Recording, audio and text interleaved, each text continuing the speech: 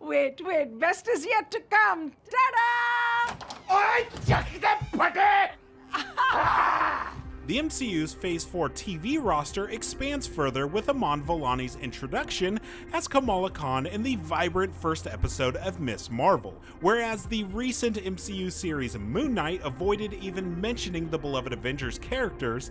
Ms. Marvel takes a significantly different approach with its lead character literally wearing her Captain Marvel fandom on her sleeve.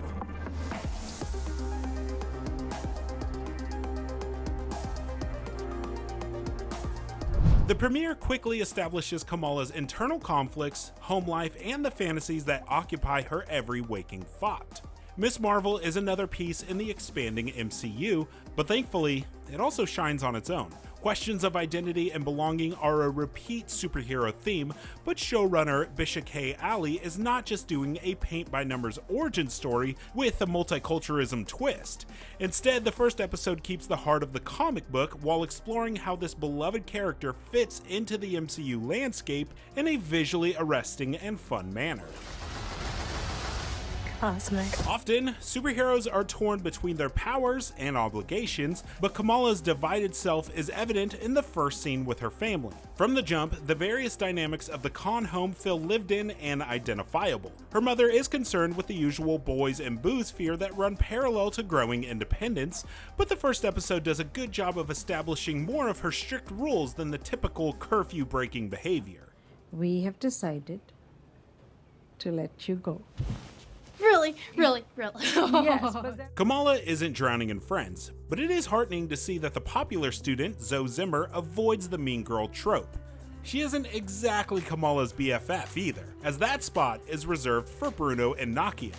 The latter doesn't appear too much in the first outing and isn't as developed as Bruno, and this is one area that requires attention in future episodes. Sure, Bruno is integral to the plot in this installment, and there are some big will they won't they vibes, but Kamala's friendship with Nakia is also essential. So what, am I like Asgardian or something? Dude, am I related to Thor? Oh, no, I didn't say any of that. Bruno! Maybe. Hero worship sees Kamala defying her parents, with a good bit of the premiere taking place at AvengerCon. Unfortunately, this fictional depiction of an all-Avengers celebration lacks grandeur. It is the inaugural event, so the rustic vibe could be considered a reflection of when conventions were in their infancy. Yet, considering the Avengers' fame levels in a post-Thanos world, its relatively small scale size feels like a misstep in a premiere packed with aesthetic flourishes.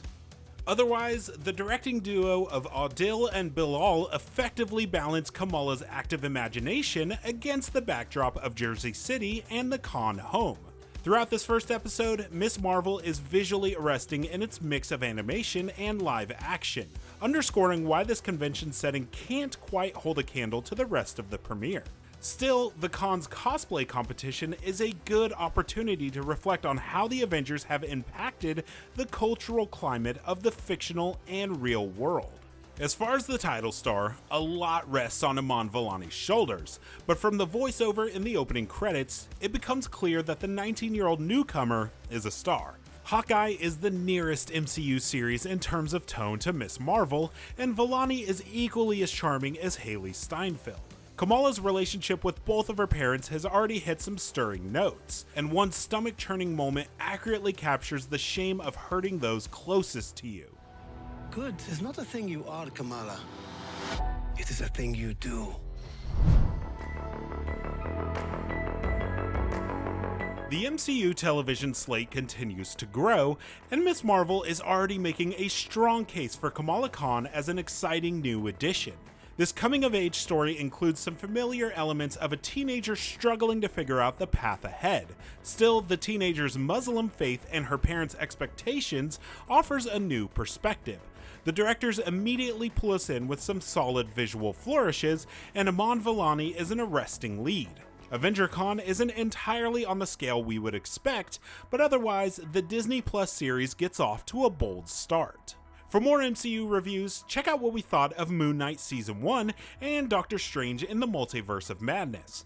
For everything else, stick with IGN. I'm a superhero.